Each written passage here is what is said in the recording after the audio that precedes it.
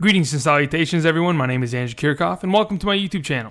So today, we're going to be talking about the fantasy football Week 1 standouts and waiver wire targets. So what exactly does that mean, Andrew? Well, I'm going to be breaking down every game that took place yesterday, Sunday, September 9th, breaking down every matchup, how everything went down in the fantasy perspective, what kind of value was presented, who stepped up, who was a complete bum. I'm going to be talking about injuries. I'm going to be talking about potential trades that you should be going after this week. And I'm also going to be talking about waiver wire targets that you should be aiming for that had a great week 1 that can potentially continue to be awesome in week 2 for your fantasy team. And without further ado, let's get into that. Before I do, I want to mention and I want to thank you all for 850 plus subscribers. It's absolutely incredible the support I've been getting. You guys in the comment section always encouraging me to continue to bring out content. I mean, it's unbelievable. I just want to thank you guys. I'm glad you guys are enjoying the content. I'm working my ass off trying to bring out as much as I can consistently on a daily basis, and I'm going to continue to do so. So if you haven't already, please subscribe to my YouTube channel. And for those of you who are already subscribers, thank you again. I appreciate it so much. You guys don't even understand. So let's get right into it, shall we? Hey everybody, how's it going? Hope you guys are all doing well. Hopefully, all of your fantasy teams doing well. And let's get this right off the bat. If you didn't win in week 1, or someone's playing tonight but it doesn't look great, week 1 does not define your season. You can absolutely turn the season around. Just because your players did not play well in week 1 does not mean that your team is done. Okay, so stay positive. Number 1, don't tilt, and just go about next week. The same way, level-mindedness. Don't hold a grudge against the player just because they, let's say, for example, okay, really quickly. Chris Hogan in half-point PPR scored 1.6 points. Don't hold a grudge against that kind of a player, okay? Yes, he may have been a bum, but there is still potential value in his near future. Anyway, so let's talk about the top 12 quarterbacks from week 1, right? So obviously week 1 was quite a mess, okay? Just off of number 1, Ryan Fitzpatrick was somehow the best quarterback in fantasy football. I mean, just that statement alone, it just feels like it's a Twilight Zone episode. Honestly, it does. Because Ryan Fitzpatrick shouldn't be this good. The Saints defense shouldn't have been that bad. But it is what it is. Fantasy football is unpredictable, as we'll get into as we continue to talk about what happened in week 1 so far. But for sure, Ryan Fitzpatrick as the number 1 overall quarterback in fantasy, and I don't think anybody breaking that tonight. That's quite the surprise, and it's crazy. I know many of you probably didn't play him, but there was a super flex league that I'm in, and someone did play him, and they definitely won the week. So there's always a chance. Drew Brees followed it up with the number 2 performance. So there it is. Just that Saints and Tampa Bay game shootout. Good game. I mean, Saints somehow managed to lose it, but fantasy-wise, it was productive for anybody who had Buccaneers or Saints. Patrick Mahomes, Phillip Rivers, there's another game, shootout. Both played well. Aaron Rodgers with that comeback last night on Sunday Night Football. Joe Flacco stepped up, smacked the Bills team that I'm going to get into a little bit later. It's unbelievable how bad the Bills are. Tom Brady, obviously being Brady. Russell Wilson, which was a surprise to me. Of all the guys on this list, he's the biggest surprise to have a big week 1, to be honest. Tyrod Taylor, Case Keenum, another surprise. That game, see, and then I'll get to it real quick.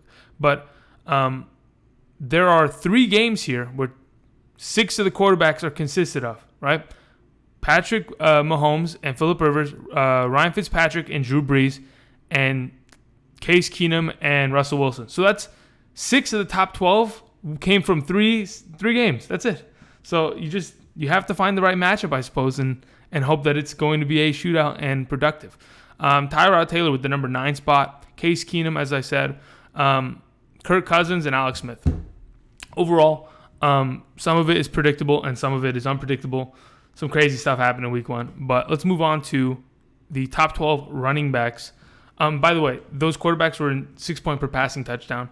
These running backs and wide receivers and tight ends I'm going to speak about are in half point PPR, just so that people in standard and full point PPR, I just found the middle ground of half. Okay, Alvin Kamara, stud, right? If you went out and you picked up James Conner, Congratulations. You won your fantasy week most likely.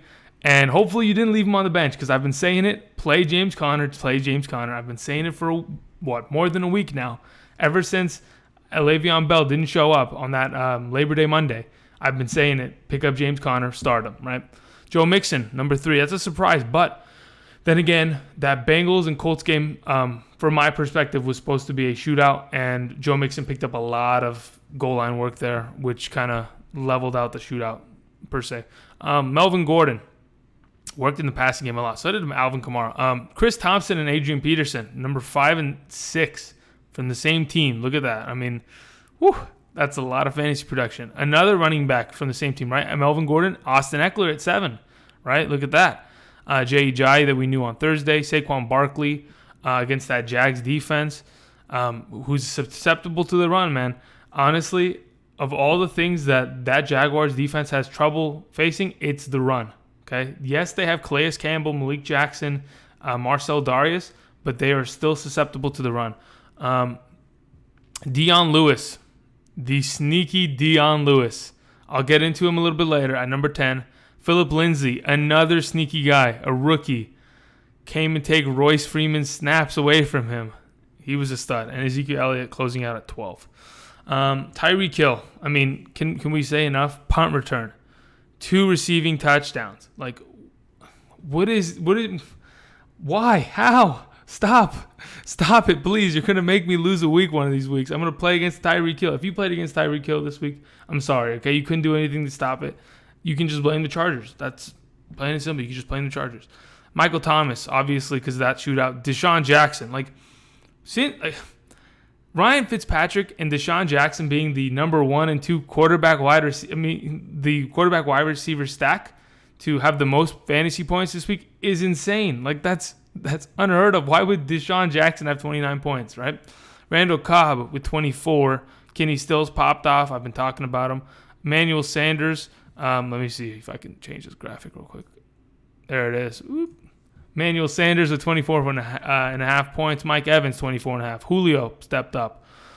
Keenan Allen, Antonio Brown. Ted Ginn Jr., another surprise, but it was from that shootout. And Devontae Adams. As you can see right out the gate, right? There are 2 Packers wide receivers here. Don't sleep on them. Aaron Rodgers stays healthy. We got something good to look forward to, right? Anyway, so now we're going to get into the tight ends. And let me warn you, it drops off really quickly. After Gronk, we have problems this year. Gronkowski, right? Number 1, what an obvious place, right? Then we have Will Disley, right? Who is that, Andrew? I have no clue. I literally, until today, had not heard of this guy. And he managed to pick up 3 receptions, 105 yards, and a touchdown. I don't know what to tell you guys. Eric Ebron with 13 points. Stole a lot of Jack Doyle's production, but, it is what it is. They like to use 2 tight ends with that Andrew Luck offense. Jordan Reed was healthy, I suppose. I mean, it was earlier on last week. There were some question marks as the days progressed and time went on. It was clear that Jordan Reed was going to be healthy for game 1, and obviously he produced because, Alex Smith likes his tight ends. George Kittle somehow was the only shining light in that game against the Vikings. We'll get into that a little bit more. But another Viking, speaking of Vikings, Kyle Rudolph, Jack Doyle, and then we have Jesse James, Zach Ertz, Delaney Walker, who dislocated his ankle, O.J. Howard, and Ben Watson. That makes up the top 12 every position. Very weird this week. But anyway, let's get into the specifics, shall we? So, the game that I thought was going to be a shootout, right? We have the Bengals versus the Colts. Now, let's break down the Bengals real quick. Excuse me. So, Joe Mixon was an animal, okay? With 17 rushing attempts, 95 yards, and a rushing touchdown. That's pretty good production, okay? He looked great. He was drafted by many as an RB2, a high-end RB2 at that point, but not an RB1, right? Many people were able to get him and steal him. But I think Joe Mixon, yes, he had a great week, but it was against a weaker defense. When they start to play the Ravens, the Browns, and the Browns got torn apart, so disregard that. The Ravens and the Steelers, there will be more of a chance for Joe Mixon to get, completely slobber knocked, and I don't even know. What word? Just get smacked. How about that? All right, and get stuffed in the backfield because that offensive line's not great, right? They had a tough time against the Colts at some points, but anyway, Andy Dalton came out 243 passing yards, 2 touchdown passes, 1 interception. He looked okay. I thought he would have done way better. Obviously, Andy Dalton's not as good as he's supposed to be, especially against bad defenses. A.J. Green came out on 8 targets, had 6 receptions, had 92 receiving yards, and 1 touchdown. I mean, A.J. Green being A.J. Green, that's clutch. John Ross, 1 reception for 3 yards and 1 touchdown. I mean, he got bailed out, I suppose. Like, he caught a fade in the red zone. Like, congratulations. I still don't trust you. Just the fact that you only had 2 targets and 1 reception throughout an entire game that was highly competitive when it comes to scoring back and forth. I thought, what's it called? John Ross was just, he wasn't there. He just didn't show up. Tyler Eifert, on the other hand, 3 targets, 3 receptions, 44 yards, looked decent. And that's pretty much it for the Bengals, right? Do I have any suggestions when it comes to waiver wire pickups for the Bengals? Not really. Looking at it right now, I mean, Giovanni Bernard was terrible yesterday. Joe Mixon is going to just lock this running back position down. Tyler Boyd, 5 targets, 3 receptions for 26 yards. Nothing great. Honestly, other than the main 4 that's on the screen right now, whether Dalton, Mixon, AJ Green, and Tyler Eifert, I don't really trust anybody else, and I don't see any other potential for waivers. So without further ado, we're going to continue to the Colts. Now, think about the Colts, right? Andrew Luck, first game back, hadn't played an entire season, missed the entire 2017 season, showed up 319 passing yards, 2 touchdown passes. Imagine, he threw the ball 53 times. He had 53 attempts passing. Okay, they're going to ask this man to pass the ball, and he looked good doing it, right?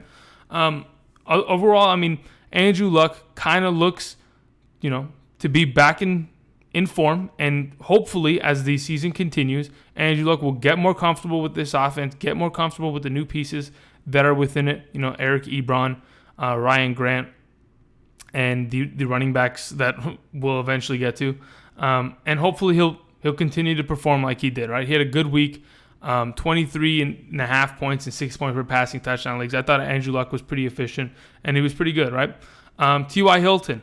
11 targets, only had 5 receptions, right? But that's a good thing to look at, right? As soon as you have 11 targets, that's a pretty good base floor.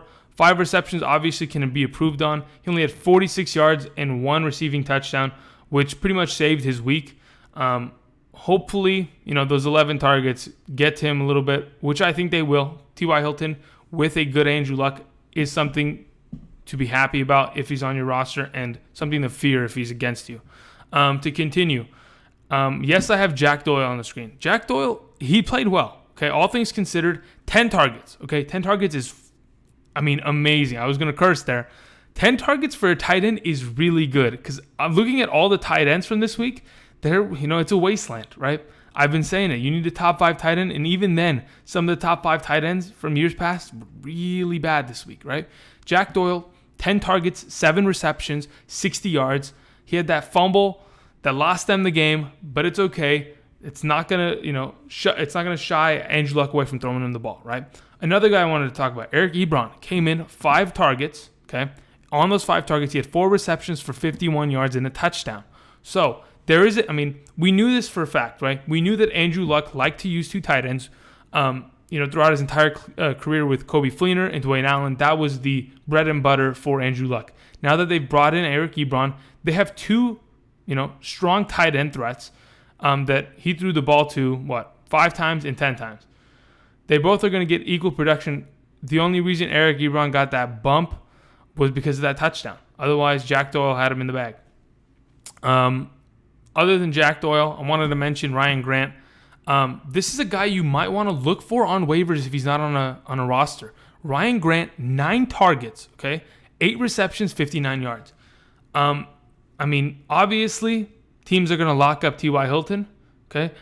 Ryan Grant is the next best option. He's the next best wide receiver within this offense, and I would look to maybe pick him up, throw him on your bench as a stash. I like Ryan Grant in the future. Other than that, running back wise, Jordan Wilkins, 14 rushes for 40 yards. Didn't look great. The offensive line still had its struggles here and there, but I'm just waiting for Marlon Mack to come back and hopefully add a burst to this offense that they truly do need. Other than that, let's go ahead and move on to the next game. Okay, so this game in specific, right? I mean, the Baltimore Ravens absolutely annihilated the Bills, okay? Now, we're going to talk about the Baltimore Ravens first and foremost, right? Joe Flacco, in last week's start and sits for the quarterbacks, right? I specifically said, if you play in a 2 QB league, do not be afraid of Joe Flacco. They picked up Lamar Jackson, they lit a fire under him, and he's going to come out and he's going to play his best football yet. I mean, I truly believe that Joe Flacco is going to be good, right? I definitely put him as a sit, right? But then I mentioned, this is generally for 12 QB leagues, not a super flex or 2 QB league. So blah blah blah. Anyway, he had a great week. He was in the top 5 in quarterbacks, or I think top 6 in the quarterback position this week. I mean, he looked great. Okay, but then again, they were playing a really bad team. Okay. Anyway, so other than that, when it comes to statistics, everything was kind of tilted. The starters for the Ravens didn't really play much after the first 2.5 quarters. Okay, they put in Lamar Jackson, and they basically had a preseason game after that. Honestly, that's what it turned into. But prior to that, let's see, Alex Collins, 7 rushes for 13 yards, 1 touchdown, which basically saved his week. Didn't look great. Okay, they honestly couldn't move the ball much on the ground. That's more of an offensive line issue rather than anything, because all things pointed to them running the ball, especially with the weather there in Baltimore. So I don't know why Alex Collins was just so bad. I don't know. I mean, just inefficient, I would say. Other than him, I have Buck Allen on the screen, Javoris Allen. Last season, he was an RB2 because the majority of the season, he was the receiving back for this team. He came in with 4 rushes for 17 yards and a touchdown, and he had 6 targets, 5 receptions, and 15 yards, which is not great, but for a fact that with those 6 targets, there's a potential for him to kind of step up, be that receiving back for this team, and eventually maybe produce something, but I doubt that, but we'll see. Let's get into the receivers, right? Michael Crabtree, John Brown had really good games. Michael Crabtree, 6 targets, yes. 3 receptions for 38 yards and a touchdown. Saved his week. 10 pointed it out. Perfect. It's fine. John Brown, 4 targets, 3 receptions, 44 yards, touchdown. I feel like if they had more time to play, they'd have been racking up way more stats, right? On top of that, Willie Snead, he had majority of his numbers when Lamar Jackson was in, so I don't really care about Willie Snead too much. Yes, he scored a touchdown, but no big deal. Other than that, right, the Ravens defense got after it. I think they had 18 points in fantasy. I mean, what a surprise, right? So this is my suggestion right now, right? If you're a guy that's streaming defenses, play every defense that plays the Bills that is available. Play every defense that you possibly can have that is going against the Bills, okay? 100%, the Bills are terrible, right? So now I'm going to talk about the Bills, okay? Okay, fantasy-wise, okay, their best performer was Josh Allen with 5.56 points, okay? Terrible, all right? Their next best performer was Zay Jones with 3 receptions and 26 yards, okay? Honestly, if you own any Buffalo Bills, I'm sorry. You might want to just pack it in. I know this was a good defense they played against, but they couldn't do anything. They literally could not do a single thing on offense. And obviously they got demoralized real soon when it was 40-0 going into the third quarter. It was a mess. Plain and simple, just play your defenses against the Bills. If you have any Buffalo Bills, bench them. I don't know how this offense is going to be able to work. I don't know how they win a game this season, to be honest. Other than that, real quick thing to mention, I forgot about the Ravens. Joe Flacco was lighting it up to the tight end position, okay? But they played 3 tight ends yesterday. So is there really someone that's going to step up and be that number 1 tight end? I don't know. They had Boyle, they had Andrews, and they had another guy. I completely forgot his name. But Just watch out for Joe Flacco and those tight ends, right? Okay, so here we go, right? The shootout. Plain and simple, the shootout.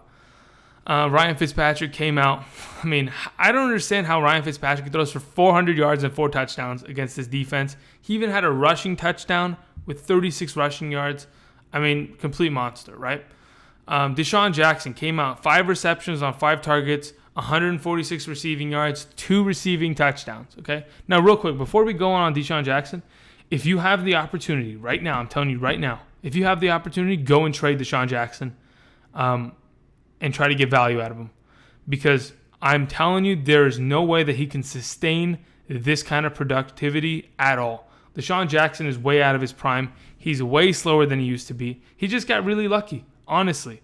Fantasy-wise, I don't see him, being able to produce like this weekly at all. Touchdowns are going to be rare for him, considering, Godwin and Mike Evans on this team. I would go ahead and 100% say go out, look for a way to trade him away, try to get some value at a similar position or a different position. Other than Deshaun Jackson, right, the wide receiver position. Mike Evans, 7 for 7 targets, 147 yards, 1 touchdown. Okay, that's amazing, plain and simple, right? That's just efficient, right? 5 for 5 with Deshaun Jackson, 7 for 7 with Mike Evans. I mean, are they going to replace him, Ryan Fitzpatrick, when Jameis Winston comes back? I don't know. We're just going to have to wait and see. They have to play the Eagles and they have to play the Steelers the next 2 weeks. And we'll just have to wait and see what happens in those 2 weeks, right? Chris Godwin also. 4 targets, 3 receptions, 41 yards, 1 touchdown. He saved his week with that touchdown practically. Peyton Barber had 19 rushes for 69 yards, was not used in the passing game at all. They really didn't use a running back in the passing game. Ronald Jones was inactive. Jacquizz Rodgers only had 1 reception, so they really didn't pass to the running back position at all. O.J. Howard had an okay week with 2 receptions and 54 yards. Hopefully in the future, because I know he likes O.J. Howard. Ryan Fitzpatrick likes O.J. Howard. Hopefully he'll share the ball with him a little bit more for fantasy purposes. On the other side of the ball, Drew Brees, hell of a game. Michael Thomas, hell of a game. Alvin Kamara, okay? Alvin Kamara he didn't look great running the ball, okay? 8 rushes for 29 yards, that's decent, okay? But he had 2 rushing touchdowns, which means, until Mark Ingram comes back, Alvin Kamara is that goal line back. And he had 9 receptions for 112 receiving yards and 1 touchdown, right? So 3 total touchdowns, 9 receptions, 112 receiving yards. He was a wide receiver, right? Michael Thomas, 17 targets, 16 receptions, 180 receiving yards and 1 touchdown.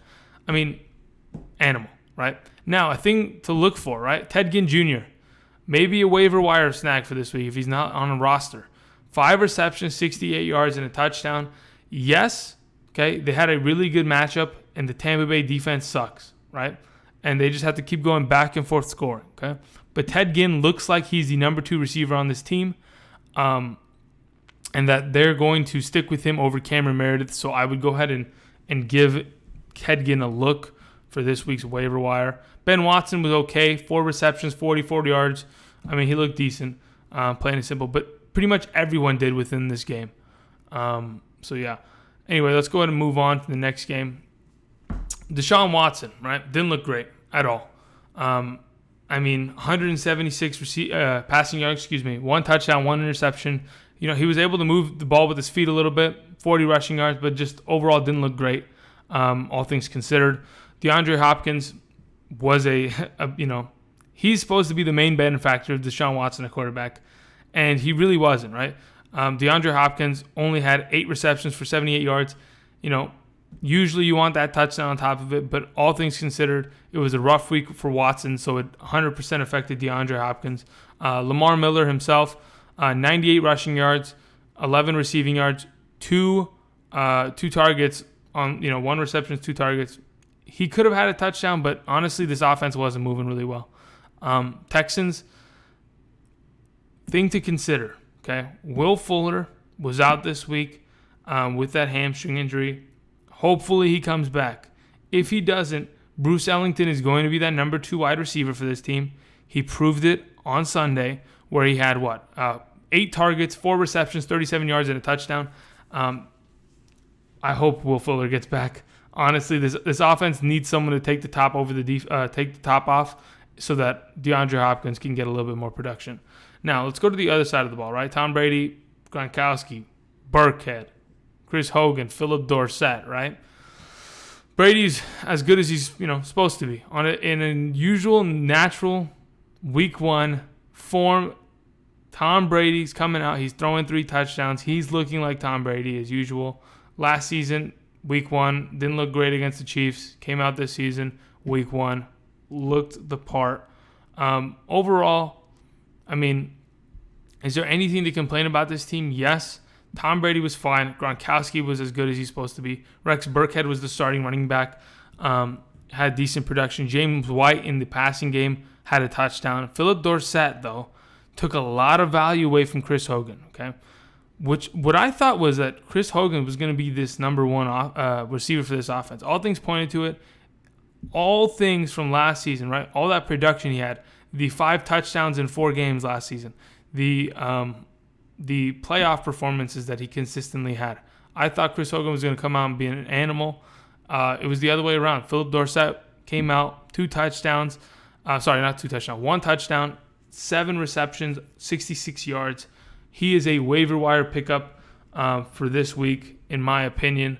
If Brady is already comfortable throwing him the ball, there is a chance that Chris Hogan might fall out of the pecking order when it comes to catching the ball from Tom Brady. But, it could have been a matchup thing where Jonathan Joseph was just locking down Hogan. But honestly, Hogan literally only had, if I'm not mistaken, where's Chris Hogan? Yeah. He had 5 targets, 1 reception for 11 yards. Didn't look great. Hopefully he improves within the coming weeks. If there are people in your league that are trying to trade Hogan, try to go and grab him. Honestly, I still think he has great production and great value as the season continues. All right. The next game, right? We got Jimmy G versus the Vikings defense. Like I expected, the Vikings defense is just too good, right? Jimmy Garoppolo struggled really, really, really, really bad. He had a tough day, right? 1 touchdown, 3 interceptions, which basically cancels out his touchdown in a 6-point per passing touchdown league. He didn't look great, okay? On top of it, Marcus Goodwin, injured in the first quarter, didn't catch a single ball. As of right now, when it comes to Marcus Goodwin, okay, let's see what the update is for him. Marcus Goodwin, questionable for week 2. Let's see what this says. Marcus Goodwin suffering a quad injury. Okay, well, I don't know. It's questionable. If he didn't come back for the rest of the game, it must be serious, right? Otherwise, he would have been back by at least halftime. I think it's serious. I would be careful if you own him. So just be ready, okay? A guy that stepped up while Marcus Goodwin went down was Dante Pettis. 2 receptions on 5 targets for 61 yards and a touchdown. Rookie out of Washington, Dante Pettis. So just keep your eye on him. George Kittle, who I thought was going to have the toughest matchup of everyone on the San Francisco 49ers team. The Vikings last season were the best defense against opposing tight ends when it comes to fantasy points. They only allowed 7 fantasy points in PPR leagues. Kittle came out. He looked good. 9 targets, 5 receptions, 90 receiving yards. Kittle, I guess from here on out, if Marcus Goodwin's down, he's going to get a bump in production. He's going to be a star from here on out, I think. On the other side of the ball, right? We knew that the Vikings team was going to be good. I have them going to the Super Bowl this year.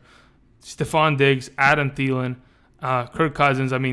Right there, plain and simple, those 3 are just going to be great together. Now, the thing that worries me a little bit, right, is that Kyle Rudolph wasn't technically used as much as I wanted him to be used, right? Only had 2 targets yesterday, which scares me a little, right? I know Kirk Cousins likes throwing the ball to the tight ends. I know it for a fact, right? He threw him a touchdown, but, Kyle Rudolph can't be relied upon in a 1 reception, 11 yards, and 1 touchdown, right?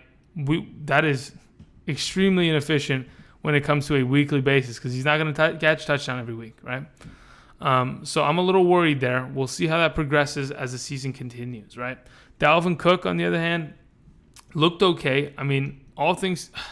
Here's the thing about Dalvin Cook. He fumbled. He looked okay. They used a lot of Latavius Murray, but the passing game was dominated by him, right? He had, let's see, where is this? Dalvin Cook, 7 targets, 6 receptions, and 55 yards. So all the production that used to go to Jerick McKinnon, boom, it's right on Dalvin Cook, okay?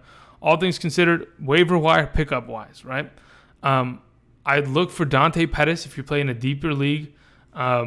He could be a stash if you have bench spots. If Marcus Goodwin is down and out, okay? If Kittle is on your waiver wires, go pick him up. Other than that, there's not really anybody else on the Vikings that I would consider. The next game, right? This game that took 6 hours to finish, right? Because of thunderstorms. Incredible, right? All things... Okay, so let's put it this way. Marcus Mariota battling with an elbow injury, I think. I don't know what his status is. To be honest, he was a bum. 1 point, Blaine Gabbert came in, wasn't any better.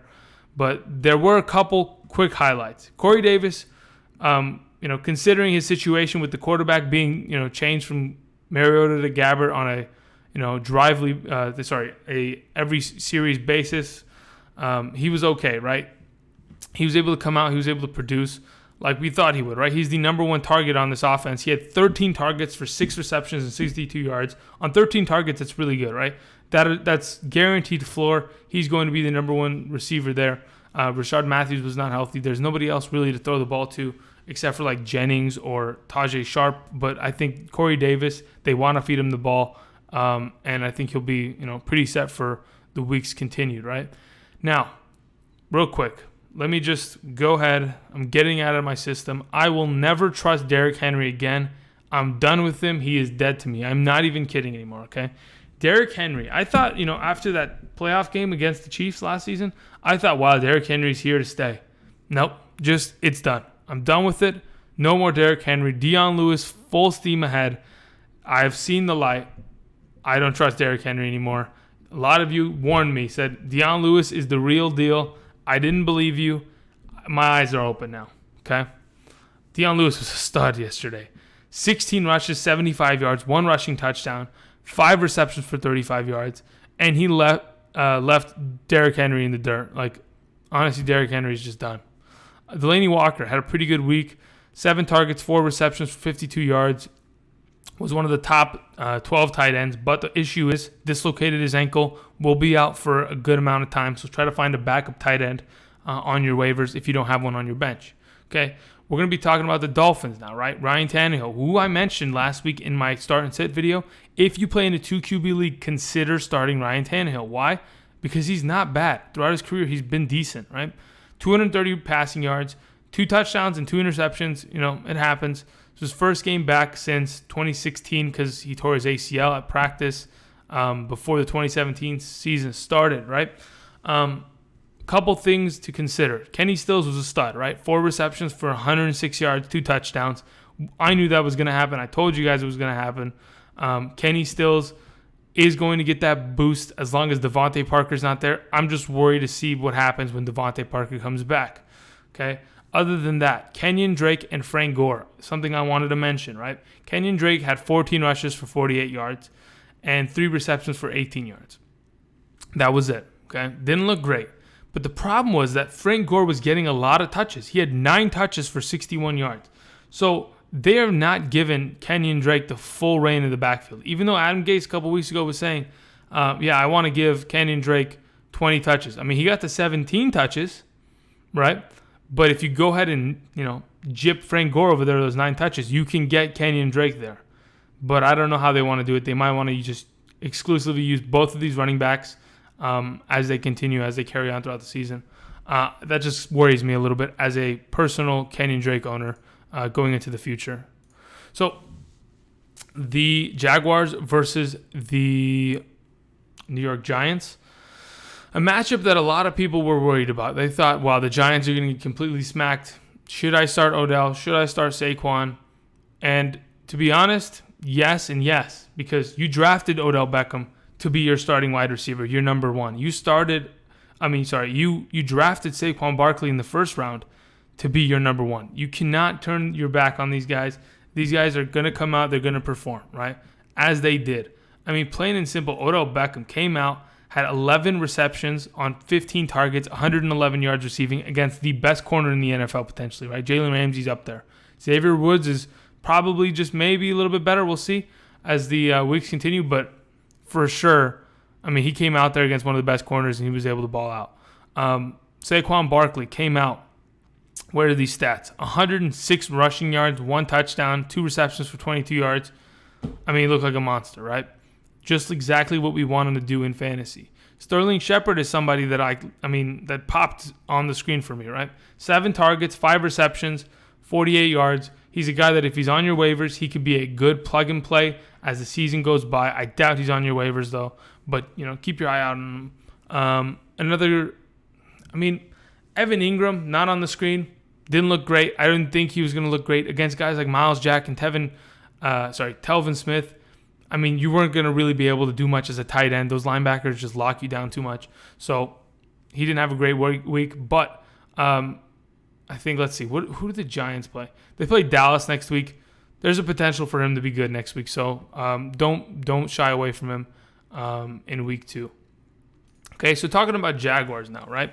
Leonard Fournette went down with an injury, which, unpredictable. It happens. TJ Yeldon came in, kind of made up majority of the production that Leonard Fournette would have had.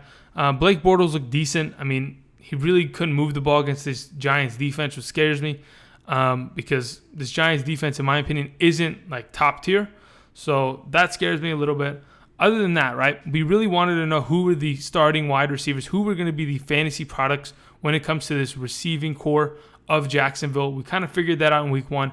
It's going to be Keelan Cole and it's going to be Day-Day Westbrook, right? Keelan Cole had 5 receptions for 51 yards, and Day-Day Westbrook had 5 receptions for 51 yards, and Keelan Cole had 3 receptions for 54 yards.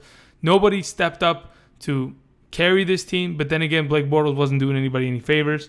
So overall, if you don't have Keelan Cole on your roster, you can pick him up, put him on your bench. He's a guy that you can start into good matchups only, I think, because Blake Bortles does struggle throughout the season. And on top of it, Day-Day Westbrook, another guy that you could take a flyer on, put him at the end of your bench, a guy that potentially could have a good week and a good matchup. Otherwise, I think there are better waiver wire pickups as we continue, right? This next game was both of these teams had opportunities to win, right?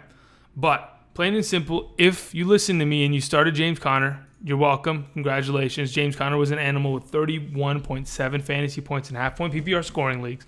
135 rushing yards, 2 rushing touchdowns, 5 receptions for 57 yards. Do they really need Le'Veon Bell anymore? Do they, though? Like, honestly, do they need him? I don't think so.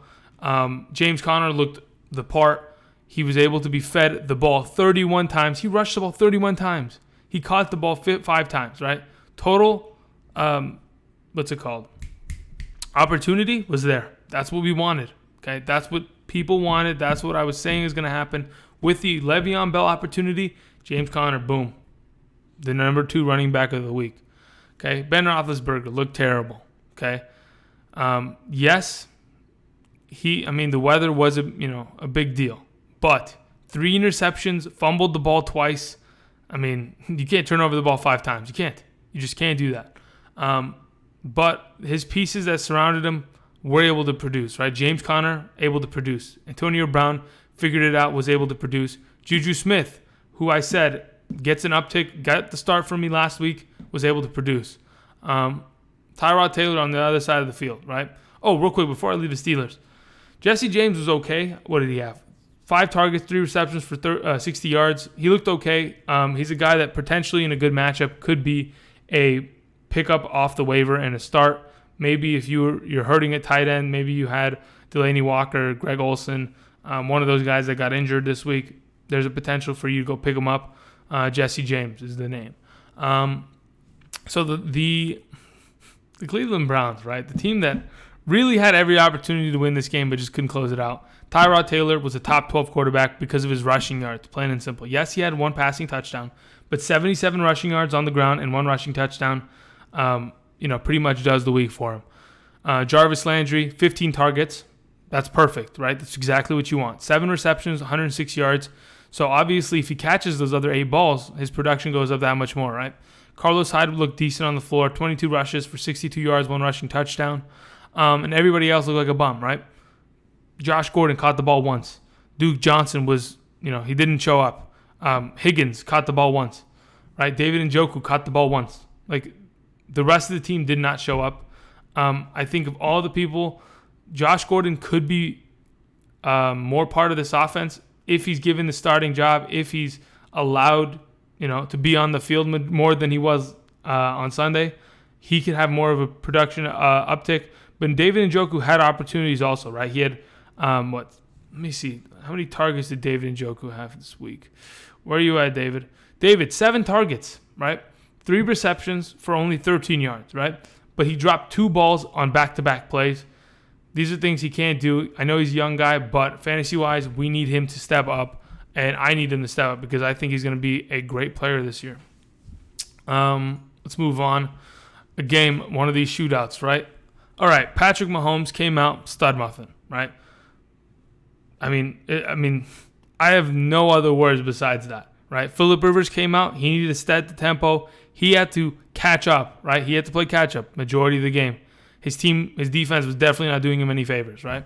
But eventually, both these quarterbacks, animals, I think they're going to continue to be as good throughout the entire season. Tyreek Hill, as of right now, he's week 1 MVP. He's a guy that came out of absolutely nowhere and scored 3 touchdowns, which he had no business doing. 1, sure. On a deep ball, sure. But punt returns, they're going to keep feeding Tyreek Hill the ball. And Patrick Mahomes, that's his number 1 target, plain and simple. Kareem Hunt didn't look great, okay? They even used a lot of, Spencer Ware this week, which kind of scares me a little bit. And Spencer Ware kind of looked good. Kareem Hunt, what are his stats? 49 rushing yards and 0 receptions. That sucks, right? That's not great, especially for a guy that was going in the late first, early second round. Otherwise, another Chief that I wanted to mention, yes, Travis Kelce. 1 reception, 6 yards. That's terrible. For a guy that was the number 2, in full PPR, he was the number 1 tight end. Half-point PPR, he was the number 2 tight end, right? Coming out with 1 reception. How many targets did this guy have? Where's Travis Kelce? 6 targets. He had his opportunities. You can only say that much, right? That's the positive outlook for it. On the other side of the field, right? Melvin Gordon, Austin Ekeler. We all know Melvin Gordon's going to be a beast, right? That's a consistent thing. I have him ranked as my number 5 running back this year. But Austin Ekeler, okay, came out, 5 rushes for 39 yards, 5 receptions for 87 yards and a touchdown. This is another guy that if they want to continue to use within this offense, should be on your waiver wire pickup list, okay? He's a guy that, yes, they do have Melvin Gordon, but if they're going to use Austin Ekeler as much as they do, like they used to use with Sproles, then there's a possibility that Austin Ekeler is getting an uptick. He should be on your waiver wire lookout list for this coming week. Keenan Allen, obviously animal. What are we going to do about it, right? But Mike Williams, a guy that I said to many people, you should start him this week, right? Came out, 6 targets, 5 receptions, 81 yards. Looked good against this defense who was a lot better than I thought they were going to be. I thought these corners for Kansas City weren't going to look great. Eric Berry was not healthy. Marcus Peters had been traded away. I thought these corners were going to be desperate, to be able to cover Keenan Allen and Mike Williams. But, both of them produced enough, right? I think Mike Williams, if he's not on a roster in your league, go and 100% pick him up if you have the opportunity. He's a guy that's going to have a lot of value coming into this season, okay? As we continue, right? I'm trying to get through this pretty quickly, but I keep managing to talk too much, right? Cam Newton could have been better. Dak Prescott could have been better, okay? The only positives from the Dallas Cowboys, okay? Ezekiel Elliott was able to break one loose later on in the game as the offensive line kind of got more into it. But otherwise, he didn't look great, right? This offensive line struggled. He only rushed the ball 15 times, only caught the ball 3 times, Ezekiel Elliott, right? Cole Beasley was the standout. 8 targets, 7 receptions for 73 yards. He's another guy for waiver wire pickups. Look out for him, okay? On the other side of the ball, right? As I said, Cam Newton didn't look great, but he was able to get his team the W, which is the point, right? Only had 161 passing yards against the Dallas defense that kind of looked pretty good, right? they were able to hold this this Cam Newton offense to not too many points, right? But at the end of the day, the Panthers got it done. Christian McCaffrey was decent, 50 rushing yards, 45 receiving yards, no touchdowns on the day, but, I mean, PPR-wise, had 6 receptions, right? Other than that, Devin Funchess, 3 receptions, 41 yards. I mean, he's going to be the number 1 wide receiver there. Greg Olsen had a back injury going into this game, right? Came out at halftime with a boot on crutches. Well, there we go. Greg Olsen probably is not going to play coming into week 2, so go and try to pick up a tight end off the waivers. Now, other than that, these teams don't really have any waiver wire pickups that I would suggest going into week 2. Let's go on to this next game where we have a bad Cardinals team versus a Redskins team that actually looks revitalized and ready to win games, right? Alex Smith came out with this team. I mean, they looked good all together. Alex Smith, we know him as a game manager-esque kind of quarterback, and he was able to do what he does best, right? Manage the game, feed the running backs. Adrian Peterson and Chris Thompson were the number 5 and 6 running backs as of yesterday. And honestly, they're unstoppable. Going into the future, they're going to feed these guys because Adrian Peterson on the floor is going to be effective because just the way he runs, right? And Chris Thompson in the passing game is going to be great for PPR leagues, half-point PPR leagues. On top of that, Jordan Reed was healthy, came out. Alex Smith loves his tight end. Boom. Somebody that didn't play well, Jamison Crowder, okay, came out, 4 targets, 3 receptions, 32 yards. All things considered, Jamison Crowder coming into this next week, we just have to wait and see how much they want to use him because honestly, they did not use the wide receiver position a lot. They didn't really throw the ball a lot, to be honest. So we'll see how this goes because they were dominating on the floor, so they just kept going with it, right? On the other side of the ball, David Johnson barely saved his week with a touchdown. Larry Fitzgerald barely saved his week with 7 receptions, 76 receiving yards. Sam Bradford needs to be replaced ASAP if any of these guys are to be more effective in fantasy. Sam Bradford just didn't look great against the Redskins defense. That shouldn't have been that hard of a matchup for him at all, honestly.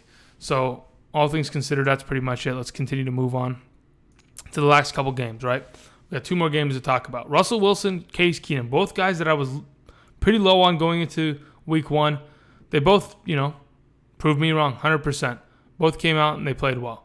I told everyone to start Sanders and Demaryius Thomas. Both of those guys came out. They looked great, plain and simple, right? Continue to start them. Royce Freeman, we'll get to him. But Chris Carson looked okay. Rashad Penny wasn't used much, but Chris Carson was the main back. And there were some plays that he had some flashes of athleticism that I was like, damn, this guy is going to be the starter for this team, right? Doug Baldwin got injured. He had an MCL sprain. He's probably going to be out 2 to 4 weeks. So if you need a backup, maybe consider going and picking up Tyler Lockett off the waivers, Brandon Marshall off the waivers, and, to try to fill that position up. Now, there was Will Disley, and there was, who else was that tight end? I think Nick Vannett is on this team. Yeah, that had a couple receptions. I don't know who the starting tight end for this Seahawks team is. As the week progresses, hopefully I'll get more information on that. On the other side of the ball with the Denver Broncos, right? Where do I see this going? Well, we have Phillip Lindsay and we have Royce Freeman, who both each had 15 rushing attempts, but Lindsay had that rushing touchdown, okay? Now that receiving touchdown. That scares me a little bit, right? These are 2 rookie running backs. Devontae Booker, boom, dead. But we all thought that Royce Freeman was going to have his backfield to himself. That wasn't the case. Phillip came out, Lindsay came out, and he proved everyone wrong. I think he may be the number 1 waiver wire pickup for this week. And it's going to be quite the rush to see who's going to go and get him in all of your leagues. The last game, right? Aaron Rodgers went down with an injury, came back in the second half after being down 20-0, and he stormed back. He won the game for his team, right? But first, let me talk about the Bears, right? Mitchell Trubisky looked okay. Really, honestly, Matt Nagy's offense wasn't that potent, right? Jordan Howard looked great. Right? He was able to run the ball. But Allen Robinson, Trey Burton was practically just not even there. Taylor Gabriel was otherwise, his offense didn't look great. Jordan Howard was the only star on this offense, and the team just didn't look great. Okay, plain and simple. Now, on the other side of the ball, we had Aaron Rodgers slinging it, being extremely efficient, extremely consistent, and he was being Aaron Rodgers, right? Best quarterback in the NFL.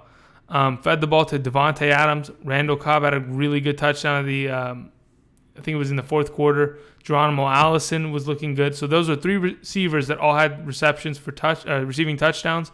Jimmy Graham, nowhere to be found. Had some opportunities in the red zone, wasn't able to pull it down. Jamal Williams, I mean, I guess if you're a running back in an Aaron Rodgers offense and the running game is not working, expect them to abandon it, expect them to go 4 wide, and keep Jamal Williams in to pass block here and there. So all things considered, as the weeks progress, I don't know if I can trust Green Bay running backs to continue. Anyway, I want to thank everybody for watching. A couple notes on top of it, right? So who did I mention? I know if you've gone through the video, that's pretty much the basics of it. Phillip Lindsay is a guy that stands out to me. Mike Williams is a guy that stands out to me. As free agents off the waivers, Cole Beasley is another guy. Dante Pettis, if you have Marcus Goodwin, right? Tight ends like Geoff Swaim is a decent one, decent pickup, excuse me. Quarterbacks like Flacco or Tannehill could be good in good matchups if you need another quarterback. I would not trust Ryan Fitzpatrick in the near future. Trades to look for. Try to trade Deshaun Jackson. Try to trade Ted Ginn. Try to trade guys that played out of their mind. To be honest, I would actually go out and try to trade Tyreek Hill for like an Antonio Brown if you could do so. Honestly, do it. If you can get someone to do that to you, to trade that with you, then go for it. Anyway, I've been talking for way too long, and my throat hurts a little bit. So thank you, everybody, for watching. I need some water. And if you haven't already, subscribe, and I'll see you guys next time.